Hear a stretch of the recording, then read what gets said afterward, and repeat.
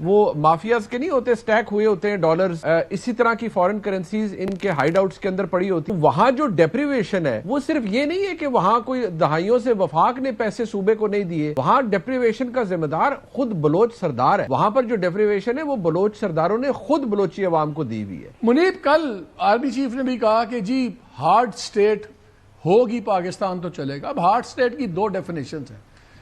Basically تو ایک definition تو یہ تھی کہ جہاں پہ انسٹیٹیوشنل فنکشن کر رہے ہیں وہ ہارڈ سٹیٹ ہوتی ہے. وہ ایوالو ہو کے یہ بن گیا کہ انسٹیٹیوشن تو فنکشن کر ہی رہے ہوں گے، لیکن ریاست ملٹری اور اکنامک مائٹ استعمال کر کے اپنے اہداف حاصل کرے وہ ہارڈ سٹیٹ بن جاتی ہے. امریکہ کلاسک ایگزامپل ہے، سب سے بڑی اکانومی بھی ہے، سب سے مضبوط آرمی بھی ہے، تو آپ اس کو ہارڈ سٹیٹ گنتے ہیں. باقی ہمارے نزدیک تو وہ نارتھ کوریا وغیرہ ہارڈ سٹیٹس بن گئی ہوئی.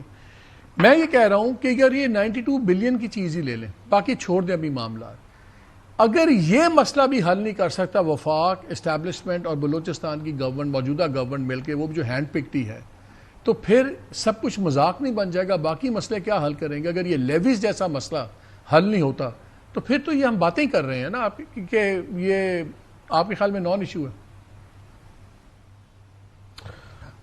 دیکھیے مالک صاحب، دو تین چیزیں ہیں. ایک تو یہ کہ نہایت احترام کے ساتھ کہوں گا کہ انٹینشن بہت اچھی ہو سکتی ہے.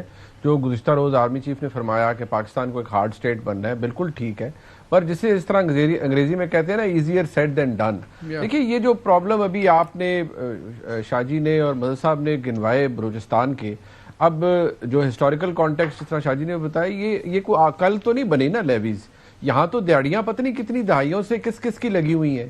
اب ہم پرٹیکولرائز میں نہیں کرنا چاہوں گا کہ کس نے کیا پیسے کھائے ہوں گے یا کیا کیا ہوگا، لیکن ویسٹڈ انٹرسٹ تو موجود ہے.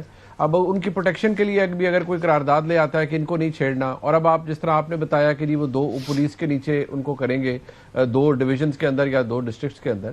ایشو یہ ہے کہ آج تک بلوچستان کے ایشو کو آپ نے رکھا ہے ایشو اورینٹڈ اس طرح کے لیے. اچھا چھوڑا سا وہ سپائی کا ایونٹ اورینٹڈ ہے، بلکہ to be I think more precise it's event oriented. Event oriented ہے نا. کوئی ایشو ہو گیا تو آپ نے اچھا جی ایک دم فوکس ہو گیا، سارے چلے گئے، انٹیریئر منسٹر چلے گئے، وہ فوکس بن گیا، ہزارہ کلنگز ہو گئی، سب کچھ ہو گیا، تو اچھا جی وہ ہائی لائٹ ہوا. اور فرینکلی میں اپنے آپ کو بھی کہوں گا، ہم لوگ بھی اسی وقت ہائی لائٹ کرتے ہیں جب خدا نخواستہ کو کلیمٹی کو ایشو بن جاتا ہے. ونس اٹس اوور تو ہم نہیں بات کرتے وہاں پر. لیکن آج میں دوبارہ کہوں گا، مجھے خوشی ہے اگر وہ یہ کہہ رہے ہیں کہ پاکستان کو ہارڈ سٹیٹ بننا ہے، تو یہ روٹ کازز میں آتا ہے نا یہ پرابلم. اب بلوچستان کے اندر جو مس گورننس یا کرپشن یا جو بھی پیسہ سائفن آف ہوا ہے، میں نے جب اپنا کریئر کا آغاز کیا مالک صاحب، میں بلوچستان گیا ہوں، میں نے فیلڈ میں ٹریول کیا ہے اور ورسٹ ایریاز میں گیا ہوں. لائک جو اس وقت کلیمٹی ہٹ ایریاز تھے، جعفر آباد، نصیر آباد، بالکل جو ایڈجوائننگ ڈسٹرکٹس ہیں اس کے ساتھ سندھ کے ساتھ بھی.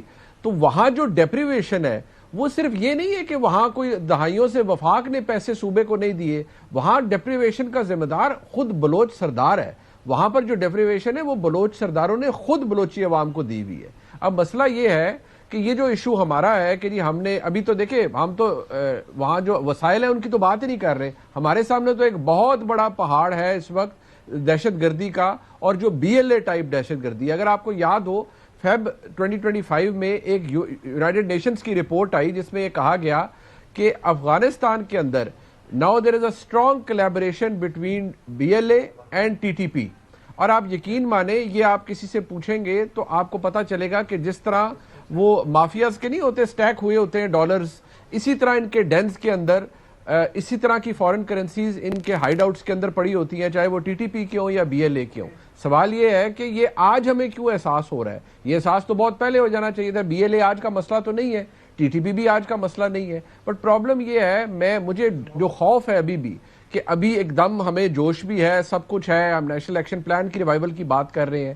مجھے صرف خوف اس بات کا ہے کہ یہ خدا نخواستہ پھر وہی ایپیسوڈ نہ ہو کہ 4-6 دن ہم اس پہ فوکس کریں گے، پھر وہ ہم بیک ٹو سکوئر ون نہ آ جائیں. بیکاز میرے نزدیک یہ ایک بہت بڑا ایشو ہے، اور اس کو اگر سٹرکچرل اس کے اندر ریفارمز نہیں ہوں گے، جس طرح یہ لیویز کا ایک ایشو ہے، 1010 مور ایشوز آر دیر، ان کو جب آپ ایڈریس نہیں کریں گے جب تک، یہ مسئلہ کبھی حل نہیں ہوگا. اور میں آپ کو یہ بتا دوں کہ BLA کی کمر بالکل آپ توڑ رہے ہیں، بہت اچھی بات ہے، لیکن وہ ایک رائزنگ تھریٹ وہاں پر پاکستان کے لیے ہے. اس کے اندر ہسٹوریکل فیکٹر بھی ہے، پش فیکٹر ہے، پل فیکٹر ہے. ہم نے کتنا دھکیلا، ہاسٹائل ایجنسیز نے انہیں کتنا اٹریکٹ کیا، لیکن آج اگر ہم نے یہ کرنا ہے تو ہمیں تھوڑی سی میٹنگ سے باتوں سے آگے جا کے کام کرنا پڑے گا. ٹھیک، ابھی اس پہ ہی بات کرتے ہیں اور پولیٹیکل اینگلز پہ بھی بات کریں گے اس بریک کے بعد. ہمارے ساتھ رہی